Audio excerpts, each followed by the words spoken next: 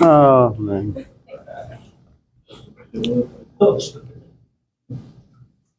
John. I already ate. What? I already ate. Of course. Husband? Richard? You've eaten too. Casera? I'm sorry to hear that. I'm good. Thank you, though. I'm going back up.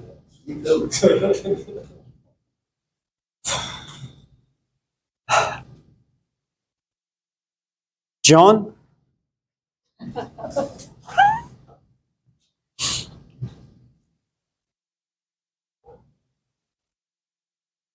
What are you eating? My breakfast. What is that? Or Ritz crackers. She literally brought like a healthy breakfast. But then, like,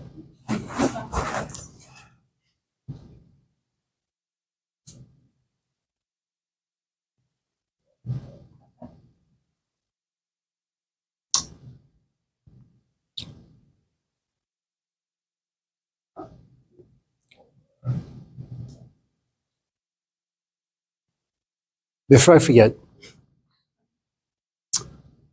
we're supposed to meet here next week, Wednesday from 8 to 10. I mean, that's the hour for the final for this class, but we're not. I'll be in my office from 4 in the morning until 7. So if you want to come by, 4 a.m. to 7 a.m., those are the hours you can come by. And the moment the tower building opens, which is around 7, I will leave for home. No, I'll be there till 10. Unless, something happens. I'm gonna say, I don't like you that much. And you say this the very last day of class. Where I'm like contemplating final grades.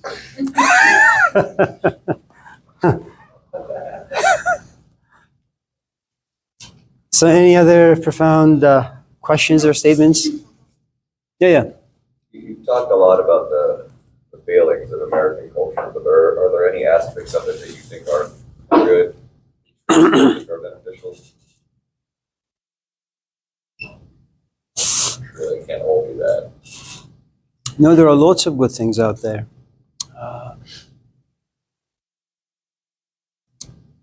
Children are not bad as long as you happen to be a sufficient father or a sufficient mother.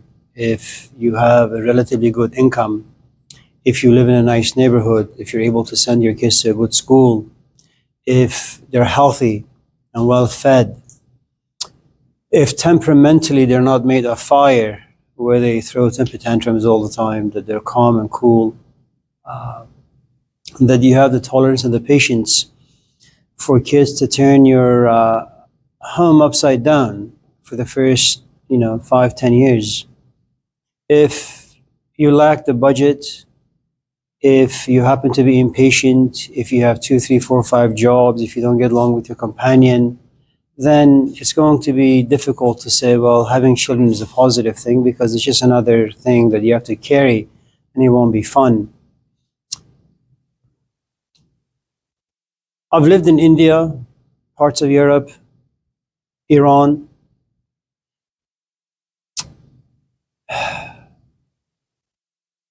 You won't get a place like America. It's impossible. It's a beautiful place. It really, really is. I mean, the very fact that it has taken the West a few thousand years to have a relatively peaceful transfer of power, that in itself is a huge deal, because when you go to Saudi Arabia, when you go to certain parts of Africa, Iran, Middle East, those things don't happen. We don't have Costco's. I don't even think that Europe has Costco's. I don't know if you've ever been to Europe, but yeah, is there? There is. Yeah, people go in with small bags and they come out with smaller bags.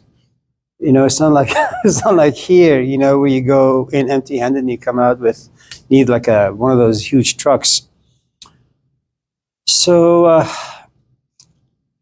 like anything else in life, if you know how to use things well, it'll benefit you. If on the other hand you walk into things confused, then it's not going to benefit you. One of the great passions and emotions that live inside us is our ability to fall in love. If you have a troubled history, you know, if you have a lot of love inside you, but you don't have the intellect, the reflective abilities to give that particular passion, which is your body, your emotions, your past, your future, if you don't know how to give those things to the right person, then there's a good chance that instead of going to the therapy, you know, once a week, you'll be visiting like 3 times a week. You know,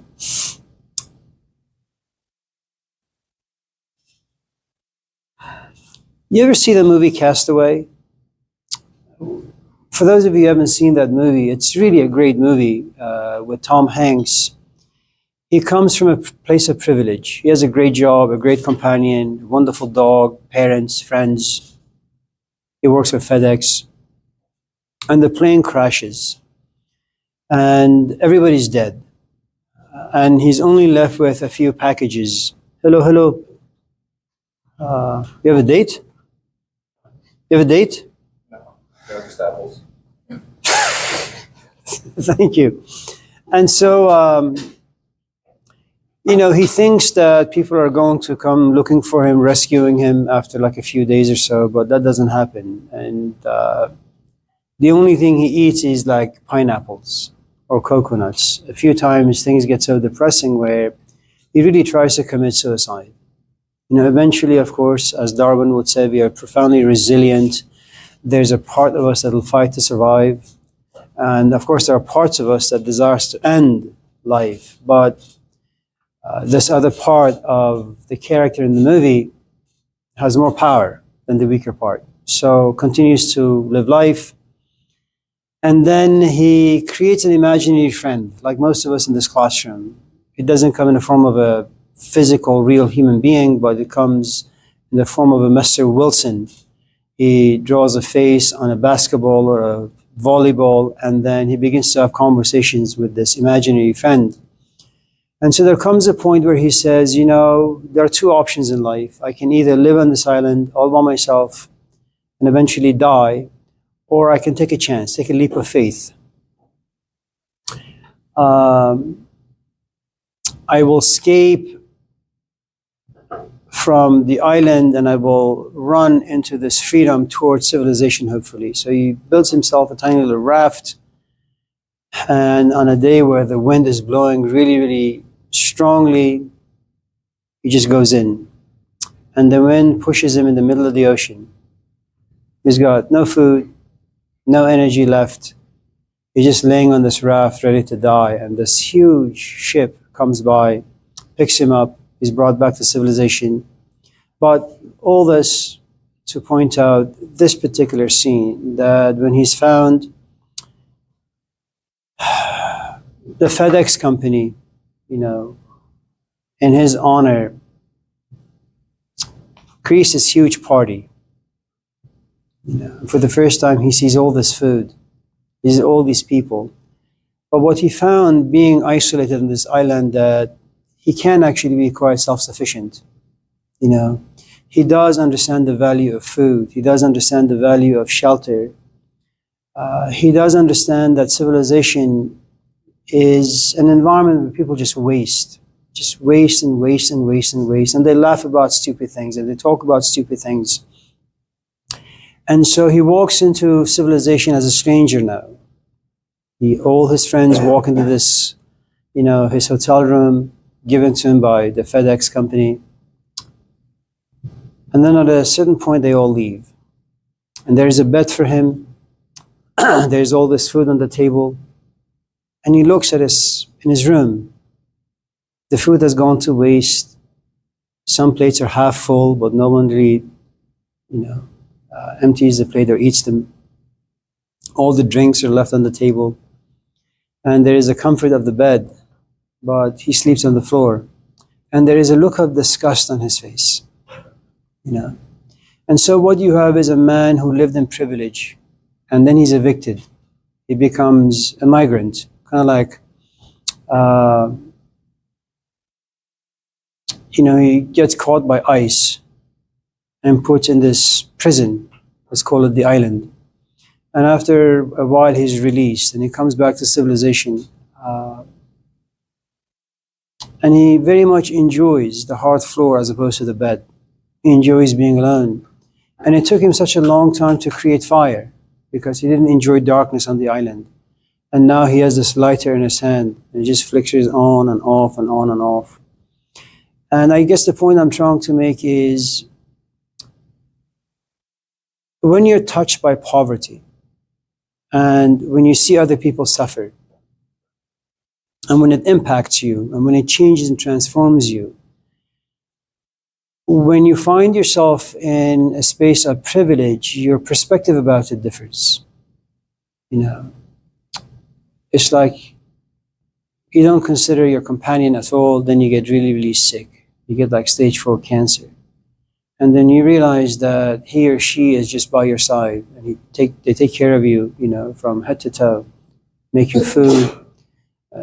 They sacrifice their friendships with people. They're never on YouTube watching shorts, and they're just there attending to your needs 24/7. And for the first time you realize, in privilege you don't see much. In poverty you see the beauty that lives inside people. And that's one of the things about America. Americans don't see what they have. Americans, again, I go back to all the debates that I've been exposed to ever since I came to this country, with Gerald Ford and Jimmy Carter, and Carter and Reagan and Mandela, and Reagan and Dukmajian, and then Bush and Ross Perot and Clinton. And they were so civilized. Sure, politicians lie, fine. But I don't like to see someone running for the president to come on the stage and call other people stupid and morons. I don't like a president looking at journalists and say, this is a really, really stupid question, because this is what you're exposed to in the Middle East. And then you sit back and you say, how could America be reduced to such a thing? And then you actually have people who enjoy such things. And you say, really? As an immigrant, being here only for 40 years, this is disgusting to see. As an American who've been here for a few generations, surely you must have your eyes open. You must have some reflective abilities where you can go past, in history and look at, how this place was and what it comes to. So America is wonderful. You can't go to any other place on this planet to get a job at, say, In-N-Out. In-N-Out will give you enough money to get yourself a nice little studio, to buy a car, pay monthly payments on this car, have some friends, go to school. School is free, practically. I mean, you guys complain that you're paying like $300 for a class. In the Middle East, you have to really be a millionaire to be able to go to school. And then, you look at the way sex is looked at in Europe, and you look at the way Americans view and explore and experiment with sex. It's this day and night, There is so much anger that lives in the American psyche, and one of the ways that it gets rid of this repressed emotion is through sex. That's not the way Europe works.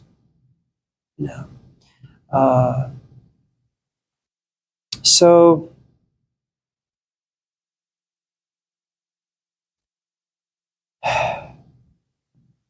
I think it should, how we have in school, like you need to take a science class. If you want to transfer to a 4-year school, it's required for you to take a science class or a math class.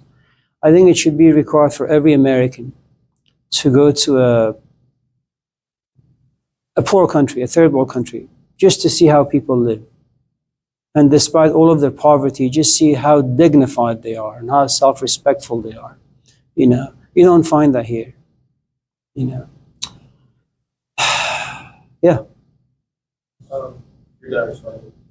And so the point is, America is great. You just know how to take advantage of it. And not in a mean-spirited way, you know.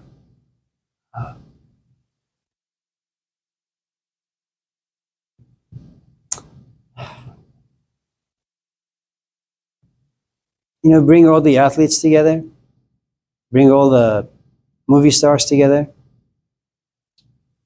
just have them all pitch in just $100,000. That's all. Maybe 200. That's all they need to do. This country will turn to paradise. You know, with all the millions of dollars that these people just get for nothing, really. Yeah. Yes.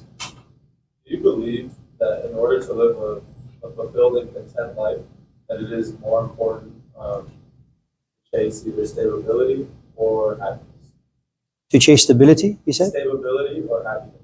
Stability? Stability, like financial stability, Oh. I should say. Is it more important to try to obtain financial stability or happiness to live a contented, fulfilled life?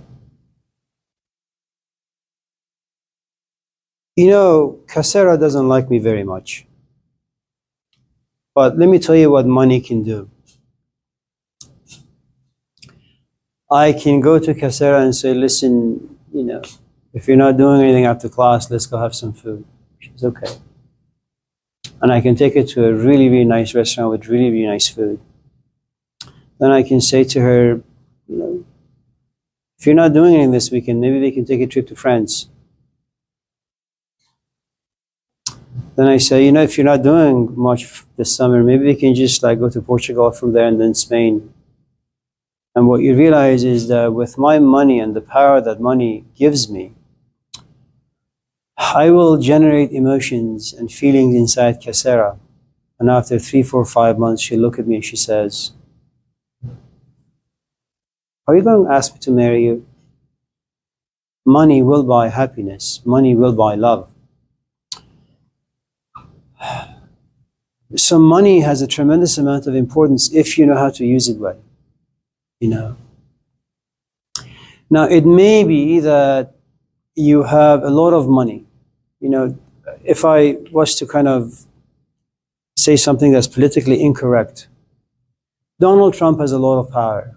So does Elon Musk. Let's just say Elon Musk for a moment. It'd be so wonderful. I mean, he's got billions of dollars. But he is far too self-involved, you know, with pathetic little passions and desires that he has. I'm not talking about the fact that Tesla has done great wonders for humanity, right? And all the other inventions that he's allowed his money to buy and create. I just want one day for him to get sick, to go to the doctor and be diagnosed with stage 4 cancer. I mean, really, really sick. Now, one of the things about sickness and pain is that you will begin to suffer a great amount of loss. There is a great amount of pain that comes with loss. And you would want money to get rid of this pain, but money has no power. You want your friends to get rid of this pain, but friends don't have that much power. You would want doctors to get rid of this pain, but doctors don't have that much power. So it's you, your money, and your pain. For the first time, perhaps you'll come to realize that you are not immortal. You are not as important as you think yourself to be. Life will eventually see your demise. You will see your own demise. You will eventually die, a miserable death.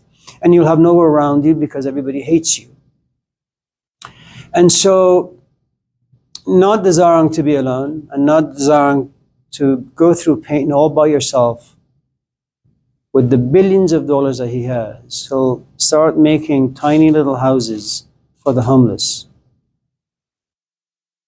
You know, he'll contract people to just give food away for free. So the point I'm trying to make is that sometimes you walk away from financial stability because you know you've come to a place where you understand what Jesus meant. That human beings do not live by bread alone. Now, pay attention to the statement. He doesn't say, you don't need bread at all. He just says, you don't live by bread alone. So the first part of your life really has to do with going out there and making as much money as you can.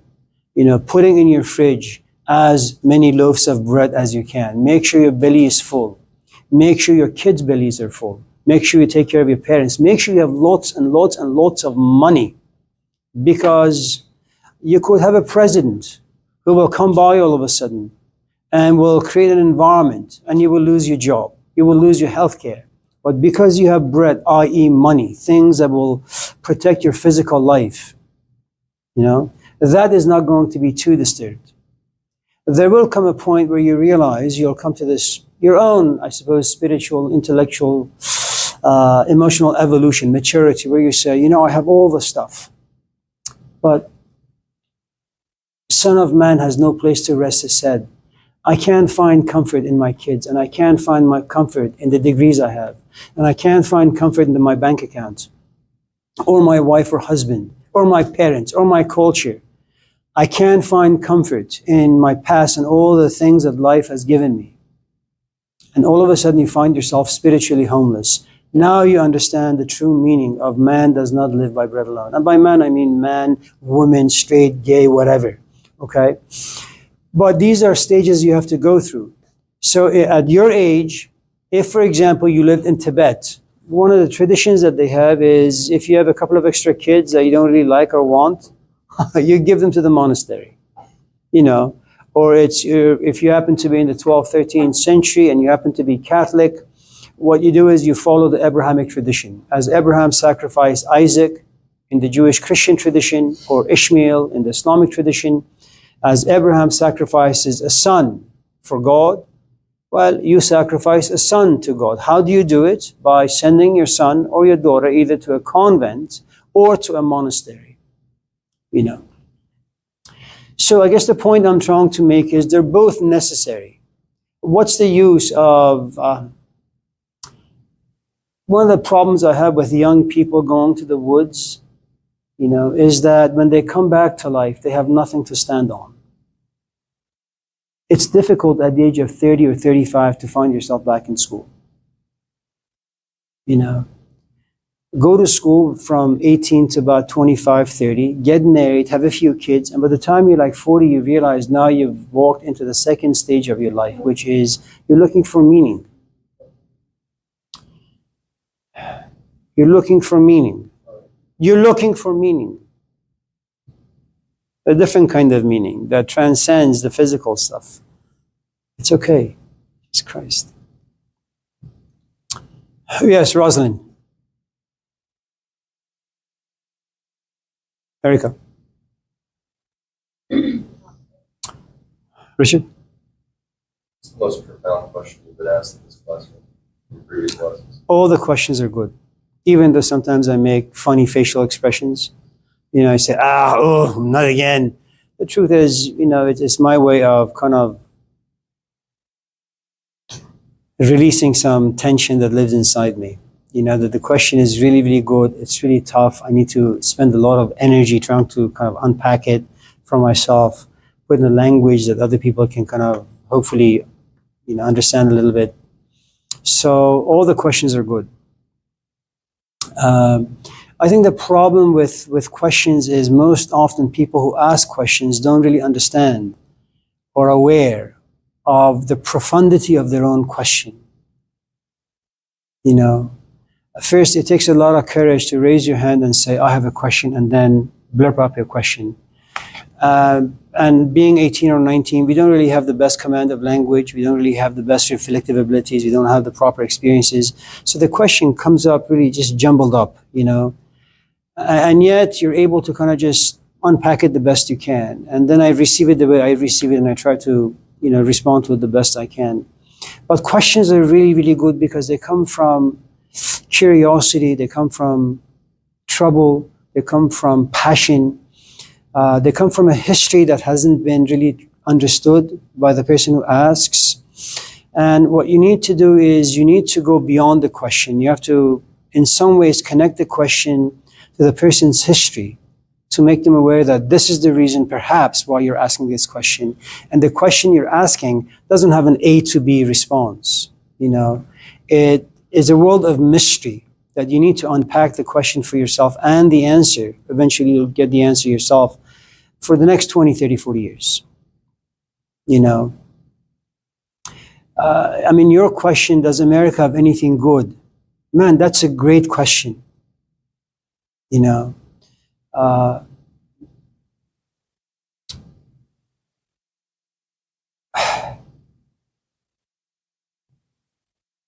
I can't tell you how often when I was back home, I would be forced to get up at 2, 3 in the morning to stand in line for 5 hours to get a pound of meat, to get a loaf of bread. To this day, Iran happens to be the second biggest oil reservoir in this country, on the planet, And yet, I remember, and my father worked for the oil refinery, oil company. You have to stand like 3 hours. 3 hours.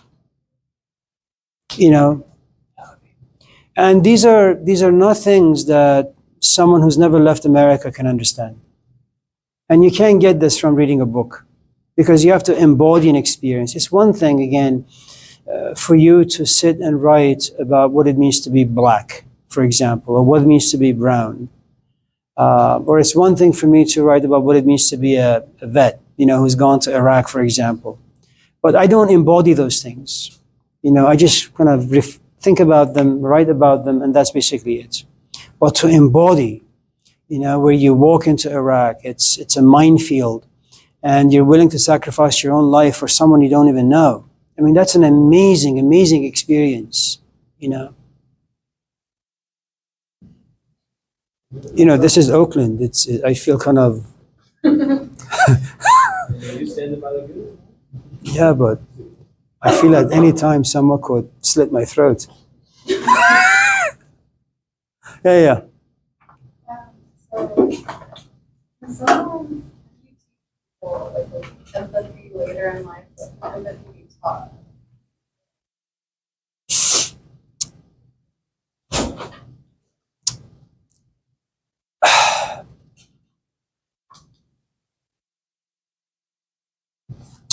There are some people who are just born as empaths. They are immense and intense and profound feelers. They may not even be social activists. They may not even be very communal or social, but they sit home, they turn on the TV, they watch all these horror shows from various parts of the planet, and then they get depressed. And you say to them, you don't even know these people. Why the hell do you care? Go out there for a walk, get a job, laugh, smile, be happy. I can't. Just life is bad and life is depressing. So empaths aside, these people have to be trained to overcome their intense, feeling for other people. And then you have us. And the way we function usually is, human beings are bound to be self-absorbed and self-centered. And there is a reason, there's a good reason for it. Pride is good. It helps you protect your own life. It helps you protect your own desires. It helps you protect your own ambitions. It gives you value and meaning to life and purpose, And it says, my child deserves more than your child. I don't even know who the hell you are. Okay? So these are just organic things that happen to us.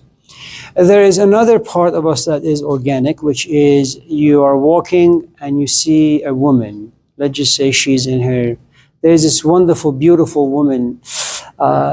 She usually walks on College Avenue. She sits at Market Hall. I don't know if you know where that is. Market Hall is this fancy place with really expensive stuff. Like their cup of coffee is, I don't know, $38. I'm just kidding. I don't really know. Their coffee is bad, but nevertheless. And so there is this woman who's homeless. She's got the bluest of eyes. And her legs are all scarred, and they've ballooned. And she oftentimes, when people give her food, she eats some of that food and she gives the rest to the birds, you know. But aside from those things, just seeing this woman, her face, the wrinkles, her eyes, they do something to you. And even though you may be Scrooge, before Scrooge is transformed, there is this feeling that overcomes you, that organically you'll just walk to Market Hall, you buy a baguette, some turkey, and or maybe some money, you give it to her and you walk away, you know. Now that's an inspired moment of empathy and compassion and generosity. There are also these other moments where you just wake up in these like ridiculous moods where you look yourself in the mirror and you say, you know, it's kind of like the way I used to do my life for the first 30 years. When I moved to Oakland, I live by the lake. So I would walk all the way to the campus, UC Berkeley. But my main task was to get to the Telegraph. You know, it's like a 5-6 hour walk. From Telegraph, I would run into all these young kids who had a guitar and they would hang out with their dogs or cats or rats. And I would feel bad for them because I remember how it felt for me to be young, to be confused, to be angry, to feel as if life had betrayed me, my parents had betrayed me, my own moods were betraying me left and right. So I would give money to them or buy them food or whatever. But then all of us have a certain capacity. In other words, there comes a point where you say, I don't want to be generous anymore. I am tired of giving things to people and not even get a thank you. And after a while you say, you know what? And you wake up. It's like you're intoxicated by the feelings of empathy and compassion. Then you sober up after like 10 minutes of giving things to people. Then you say, you know what? Screw this. I'm walking back home. Okay. Then you do another kind of training, which is, it's what we have in the more esoteric, mystical, spiritual branch of Islam that's called Sufism. There is a very important branch that comes out of it. It's called the Malamatis. Malamat, sometimes the world is mean to you and your identity is challenged, your life is challenged, you feel embarrassed, ashamed, you are forced to have zero value. Okay? But that's something that life imposes on you. You know, you come to class, you ask a question, and I say, Erica, shut up, that's a stupid question. Now, I belittle you, make fun of you, you feel cheap in front of these people, you're bound to be profoundly angry and all those things.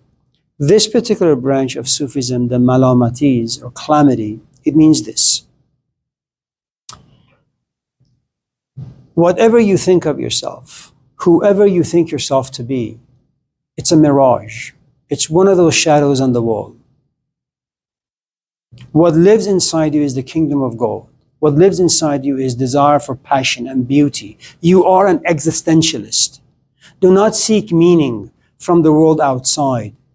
Be the generator of your own meaning, of your own purpose. Do not live in the eyes of other people because other people are hell, as Sartre would say. Other people will always lie to you. Always lie to you. You know, when you get into a relationship and your man says, you're stupid, well, he doesn't really know who you are. Well, you don't really know who you are, you know. And so what will happen is that you say, you know what, I'm going to impose on my own psyche. I'm going to create a lifestyle that I will make sure that I'm always made fun of.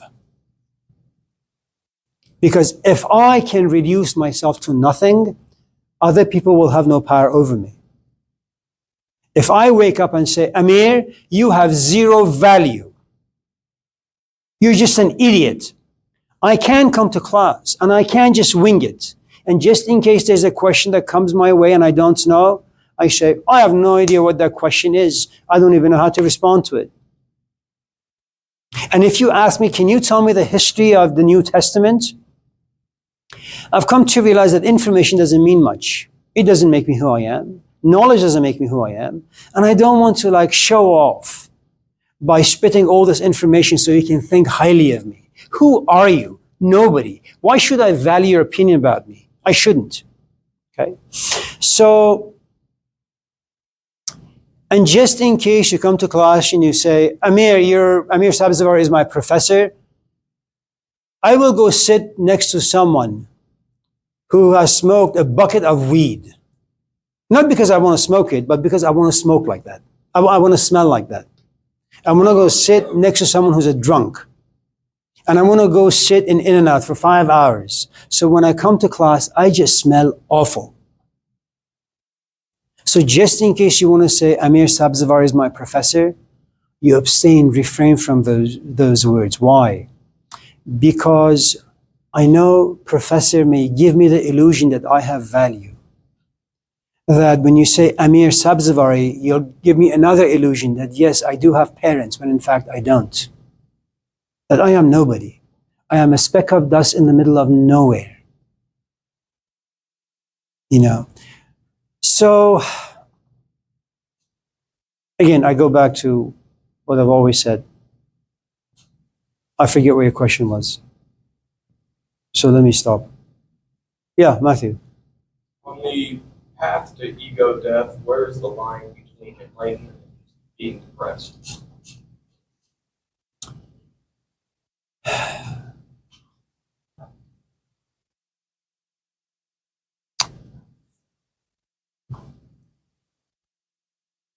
So,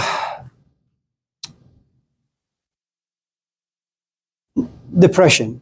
Let's talk about that for a moment. There is an experience. That experience eventually has to be filtered, interpreted by you. That interpretation ultimately creates depression. Give me an example. You and I will go out. I love you, you love me. How does our culture define love? It's permanent, it's stable, it's a promise, only death do us part. Okay? So when you and I get together and we are in a relationship, there is a foundation where everything is defined for us. I am with you, okay?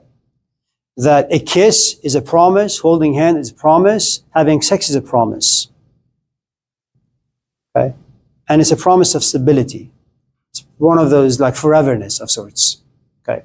Now now you walk into life with that particular dictionary. And whenever an experience comes to you, you kind of look to the right page, look at the right word, you read the definition. Okay. So when you break up with me, what happens? Well, I'm going to look at this breakup. I'm going to put it within the context of how I filter and how I define and how I interpret experiences. In my world, you've betrayed me. In my world, I have no value. In my world, I need to be sad. And I am sad. In my world, you're the only person I want to be with. You are like the sun. I am like the earth. I revolve around you. Okay, so that's the first thing you need to understand. Depression is nothing but an interpretation of experiences. If you live in a culture that tells you that women are supposed to be A, B, C, D, anytime you cross those lines, you question your identity. In a culture where women are defined differently, should those things happen to you, you won't define them that way. I mean, look at Afghanistan, look at Iran, look at many parts of Africa, look at Mexico. We don't have a word for depression. Maybe now, because of technology, but depression doesn't exist. And add to the fact that poor countries, life is tough. I mean, life is really, really, really, really tough. But there are no mass shootings. There are no therapists. There are no antipsychotic or antidepressants medication. None of those things exist. Because the culture doesn't say if life is tough, you have to kind of fix it. Life is too big. You survive it. And so the culture gives you stories, the culture gives you words, the culture gives you interpretations and definitions. So that's the first thing you need to know about experiences. In the wrong culture, a good experience can turn disastrous. To give an example, I had a friend who her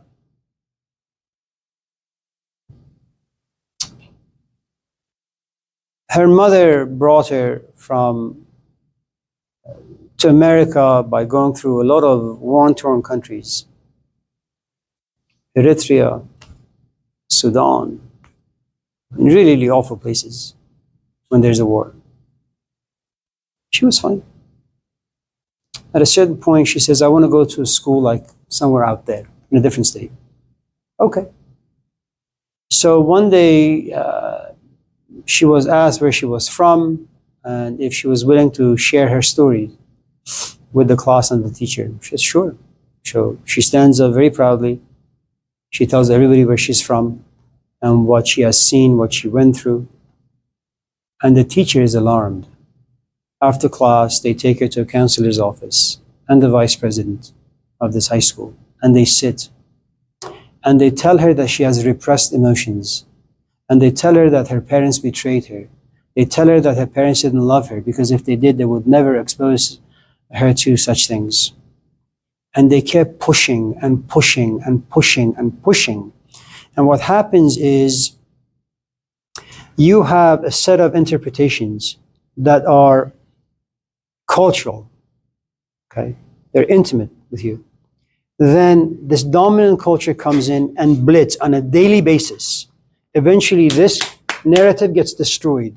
In its stead, you have a brand new narrative, which is war is bad, blood is bad, killing is bad, war is bad, parents are bad, you have issues. She is now 58 years old. She has been depressed since the age 13. She has tried to end her life at least 5 times. She's tried all sorts of things. None of them have worked.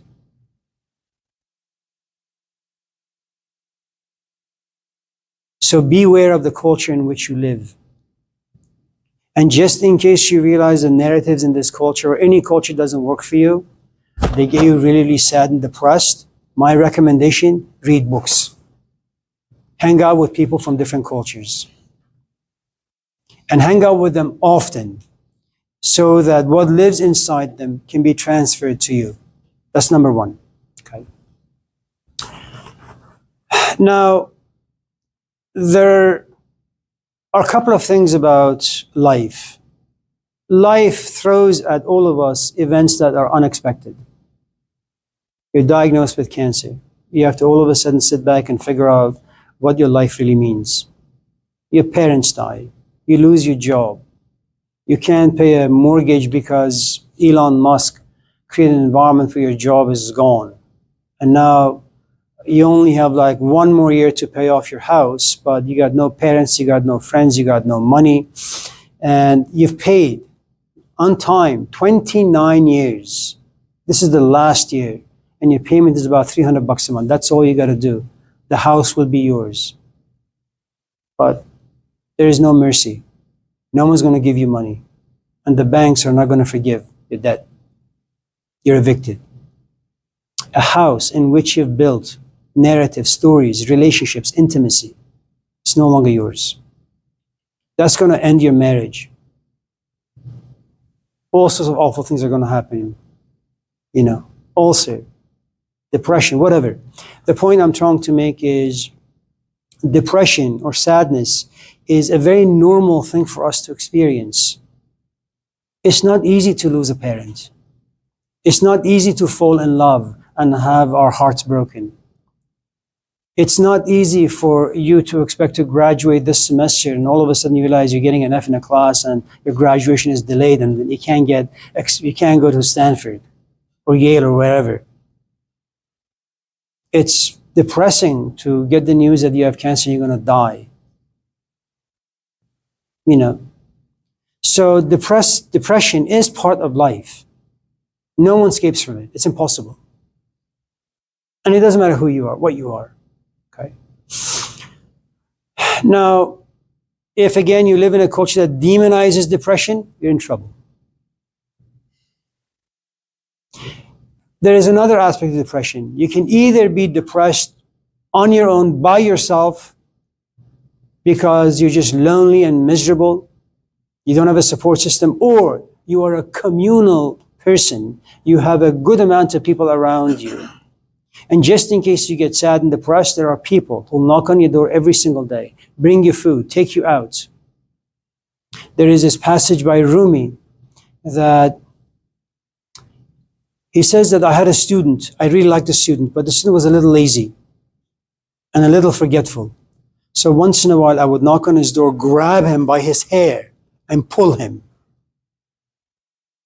That sometimes a teacher sees the potential inside the student and just pulls the student by the hair because there is so much love and care. Okay? So again, depression is part of life and you can survive it if you have a support system. If on the other hand, you happen to be kind of like the character in Albert Camus' novel, The Stranger, whose name is Rousseau. No dad, no mom, no friends, no companions.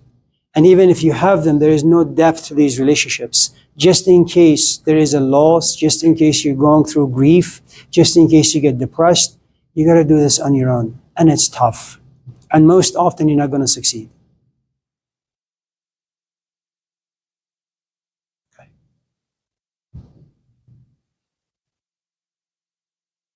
So there is a reason someone like Aristotle or Henry David Thoreau would say, if you have one good friend, you're rich. If you have millions of dollars but no friends, you're very, very poor. Okay. Now, so again, go back to what we said. Life will depress you. Life, its only function is to break things. And you got to sit back and just watch. Everything is falling apart. Okay.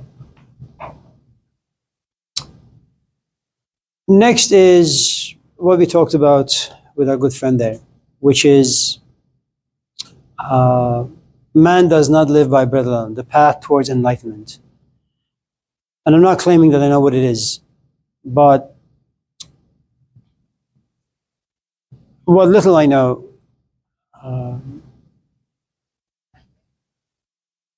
is the following. Replace the word enlightenment for a happy relationship. Okay. Now, you live in America, which means that your parents are not going to have the power to choose for you a companion. That's not the culture in which you live. Okay. You're also in an environment where freedom, independence are highly valued and honored. So at the age of like 13 or 14, you look at your mom and your dad, you say, I'm going to do things my way. And by the time you're 13, your parents are exhausted. They've taken on you for the first 13, 14, 15 years. They have no energy left inside them. You know, it's not easy to work 9 to 5. It's not easy to see your relationship change with your husband or your wife. It's not easy to just put bread on the table. And it's not easy raising kids. And being watchful and mindful and aware of all the awful things that live in society that are going to impact your children. Okay? So by the time your kid turns to be 15 or 16, you're just a piece of meat. And just waiting for death to come and take you. Okay? That's what happens. For those of you in this class who are parents, you really got to pay attention to this stuff. They work really, even though you may have crummy parents, okay? It takes a lot of energy to raise kids, okay? So, being an American, being independent, being free, you start dating people. Now, let's add a few things. In a place such as this, where everything is sexualized, where an advertisement for Cheerios, if you pay attention, has lots of sexual components. If buying a red Toyota has another set of sexual connotations. Okay. If the world of advertisement is nothing but sex, and if porn is the biggest one of the at least biggest top 3 money-making machines in America, it means that when you get into a relationship, okay, you're going to think yourself to be a pimp. And your companion is going to be whatever, okay? And you're young. And you don't really understand what it means to be a human being. All you're interested in is somebody's body. You're just interested in sex. You're going to date a lot of people until you grow tired. I mean, really, really tired of wasting time. And here's the thing you need to know about dating. You're not really dating another human being. You're looking for a human being who can reflect back to you who you are. If I like to talk philosophy and I am taking you out on a date and all you want to talk about is football, I can't see my reflection in you. This date is torturous. I want to be out as soon as I can. So remember, dating is very political. You're looking for a carbon copy of yourself in another. Okay? So there comes a point where you begin to question your intellect. You begin to question your decision-making abilities. You're going to question the women you go out with. You're going to question the sort of a person that you are. And you're going to realize that with every question, all you come up is blank. You have no idea. Now, then you get depressed.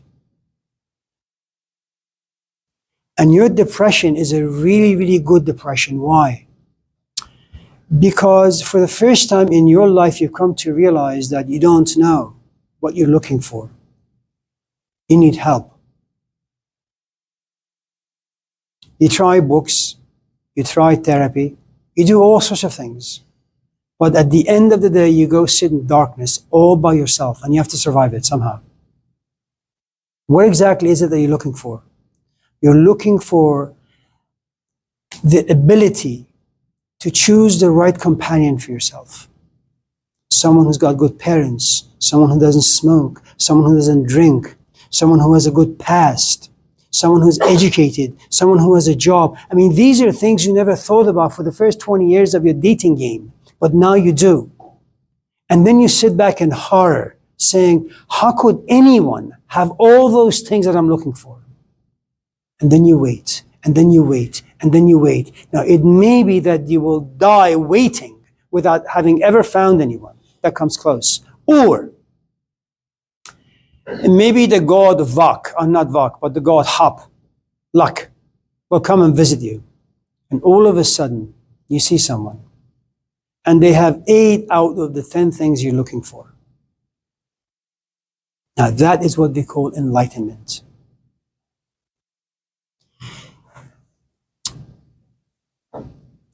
Enlightenment is nothing but to be enveloped or consumed by light. That's all it is. Forget the Buddha, forget Jesus Christ, forget all these hippie ways of looking at enlightenment. Okay? You're confused about something, you're uncertain about something, you're depressed about something, you're angry about something, and your desire is you want to understand it. Not only understand it, but also the emotions that live inside you. And you read books, you talk to people, you introspect, you reflect, you contemplate, you write. And after 5, 10, 15, 20 years, all of a sudden, there's a click. Now you understand. Now you see. Now you're enlightened. Not about everything about life. Okay? You just know how to deal with your son for the first time in 20 years. And that's good enough. That's a successful life. That's a good life. You know, there is this other kind of enlightenment, I suppose, where life no longer satisfies you. It's, Jean-Paul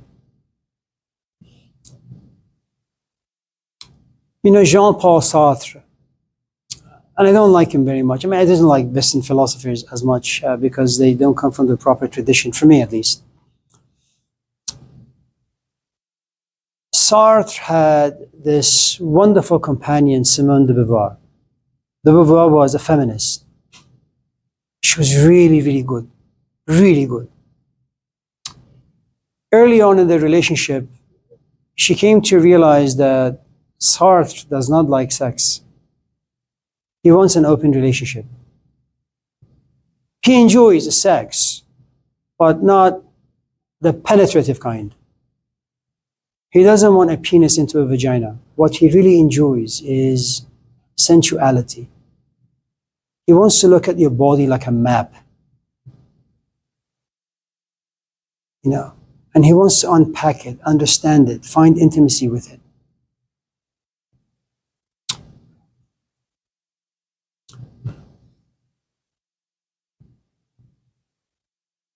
It was also about transparency, that, you know, you should be honest with people. Whatever your relationship may be, you need to be honest with them. So what you have is a guy who has this overarching, this umbrella that says, okay, there are two kinds of sex. You know, first, love is fleeting, it's no good, forget that. Sex is also no good because once you have an orgasm, that's it. Okay, whether you're a man or a woman doesn't really matter.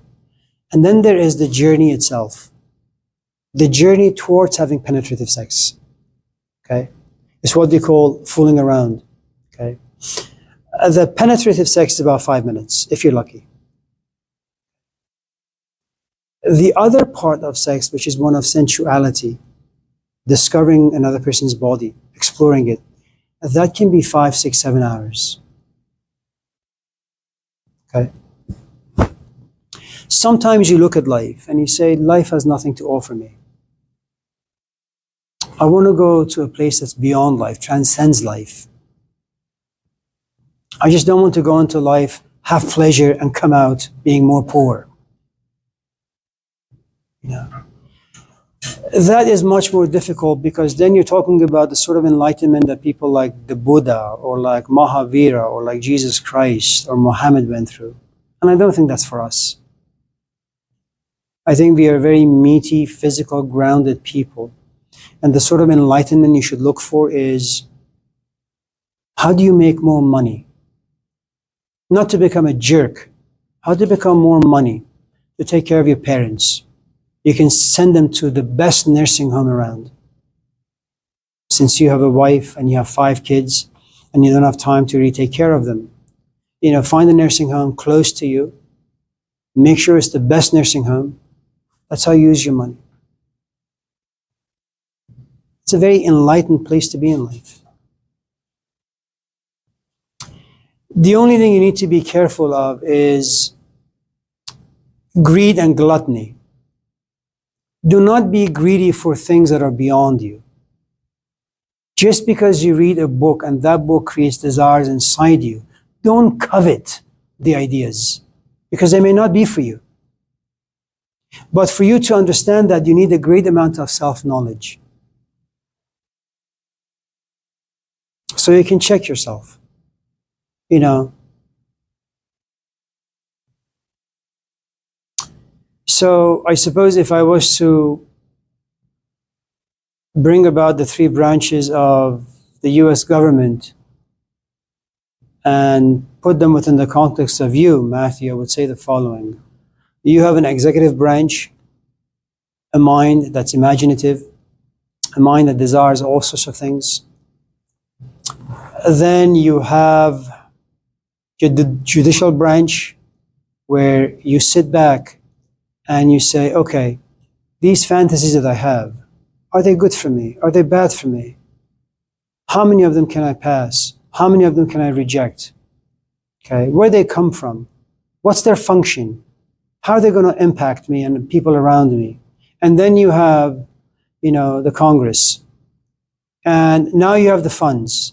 After a good amount of reflection and examination, you say, you know what? I have enough funds to do A, B, C, D. But E, F, G, H, that's beyond me. I'm not going to touch. You know? But when these 3 branches of you are just all messed up, confused, unreflective, unrefined, then greed and sloth and, you know, all those things are going to kind of infect you.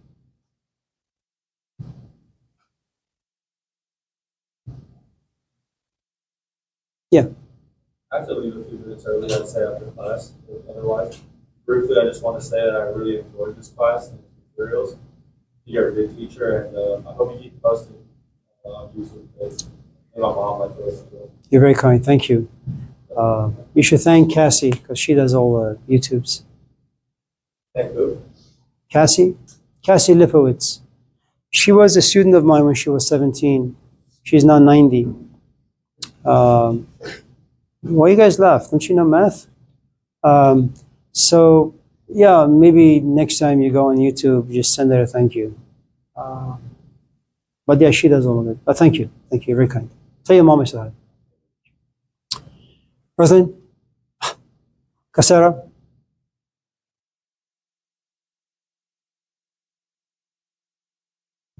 Unit?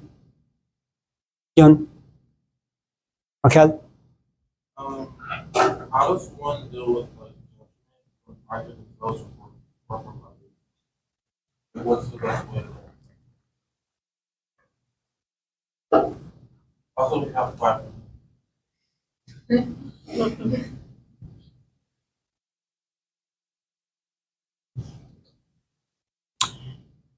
So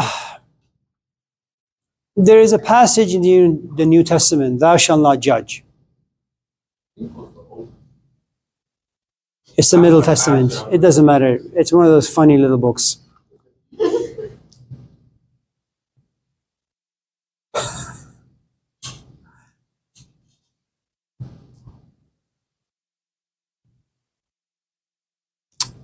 One of the problems I have with grading essays is that people write according to their capacity. If you've never had parents who have sat to read with you, if you've never had instructors who were interested in you, if you never lived in an environment where reading and writing were like important in that particular environment, the problem is once you get to college and all these ridiculous instructors ask you to write essays, well, you don't have the background, right? And so when I get an essay from someone and it's really, really bad, usually instructors say, this is not a college level writing. And then they eventually like fail you. And you realize that all of us live in this clogged up system that without knowing someone's history, without knowing someone's background, without knowing someone's temperament, passions, we automatically just assume certain things and we judge them, okay? So that's one kind of a judgment, that none of us in this class have really any choice but to judge another human being. Life is short, we don't have very much time. And so some judgments can be really, really good, some judgments can be really, really bad. If you like me, Markel, if you value my opinions, if I say to you, Markel, your essays are worth shit, and if you respect what I say, that's a good judgment for me about you. Why? Because out of the respect that you have for me, you will go back home and you will send me this long essay. How do I make my essays better? Can I come by your office? What books do I need to read? How many hours do I need to practice writing? How do I need to think? What classes should I take? And all of a sudden your curiosity, all these different forms of curiosity that now lives inside you is because of my judgment. That particular judgment is actually quite healthy. Now, judgments can come from a place of naivete or innocence or sincerity, and some judgments can come from a place of mean-spiritedness. People who are just mean are always going to judge you for all the wrong reasons. Some people make judgments because it benefits them. Some people make judgments because it benefits the person who's listening, who's being judged. Now, your question is, how do you free yourself from... I go through the two. Yeah. Assalamu alaikum wa rahmatullah. Cuídate. Que tengas buena vida.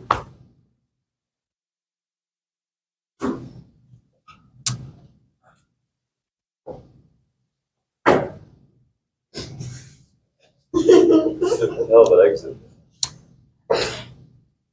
Let me just end class with a saying by James Baldwin. I'm sure you know who he is. And for those of you who don't know who he is, well, go check him out.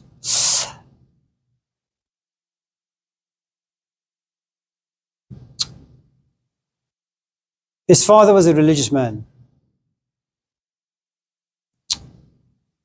He was gay. He was also an artist. He was confused for many years about his sexual orientation. It tortured him.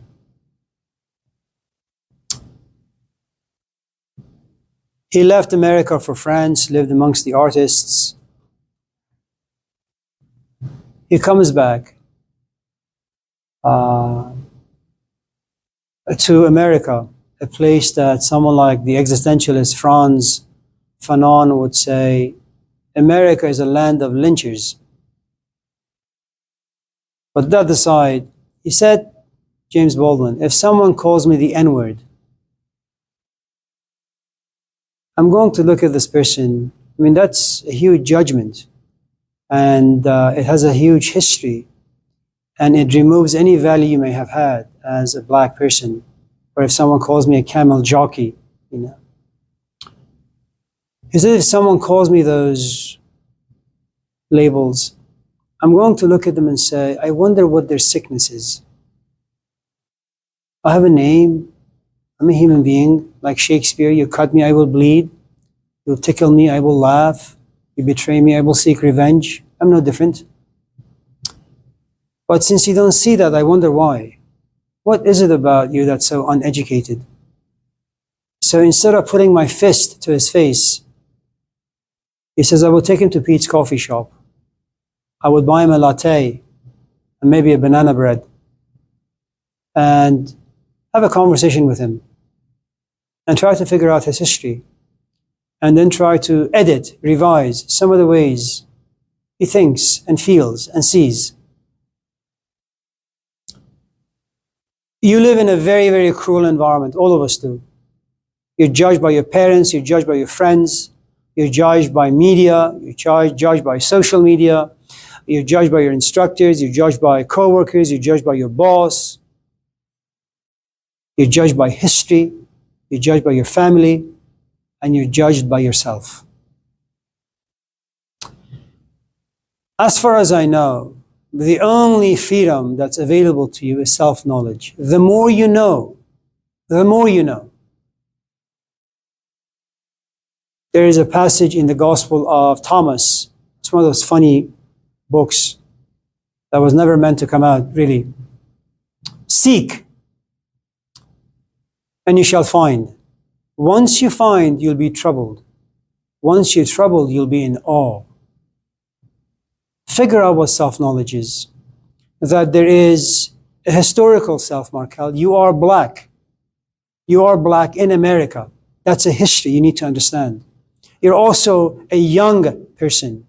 You also need to understand what it means to be biologically young. You also need to know the world of advertisement. That's another part of you that you need to understand. You also need to understand what it means to be a human being. You need to understand the importance of money, identity, social status. That's self-knowledge. And the more you know, the less other people have power over you. Why? Because you know. If I have $50 in my pocket and you show me a $10 bill, you're not going to tempt me, man. I have 50. If you're okay with you, you won't matter. It won't matter if I call you a piece of shit. You're just okay with you. And when you go to the dean and complain about my language, you say, listen, I'm not bothered by what he said about me, but there may be people in the classroom who may not be as mature as I am. So you remain unfazed. Earl, Keep on. I kid you not, I was thinking about you the other day. You know why? I got a shirt from you some years ago, And I was going through my closet and I said, you know what? I'm just going to get rid of some stuff. And then I came upon this t-shirt and I had to go for a walk. So I wore it. Earn a righteous living, you know? So I wonder how he is, where he is, what he's doing. And lo and behold, there you are. And you have a daughter? 4 years old. Good for you. Business is good? It's good. Life is good? But, you know, Your daughter is good? yeah, she's good. What's I'm her- about to go to the library after this. I just want to come. What's her name? Chi-Chi. Chin Ching? Chi-Chi. Chinchi. Chi-Chi. Chi-Chi. Yeah. Is there a meaning to it? She was named after my mom. Okay. That's like the, Yeah. still the same. It's been 15 years. It has been a long time. You've changed. You look much better. Oh, it's good to see you. Oh, that's a nice way to end class. For those of you who are not doing anything this summer, you know, come by the religion class. It's in this room, 6 to 9, Monday, Tuesday, and Wednesday. If you want to enroll, you can. If you just want to stop by, you're also welcome. Stay in touch. Thank you for the class. Thank you for the questions. Just in case I said anything that, you know, felt a little weird for you, seek help. Elise, thank you for the food. Markel, thank you for being such a wonderful alarm clock. Thank you for your patience and you know. Have a nice summer.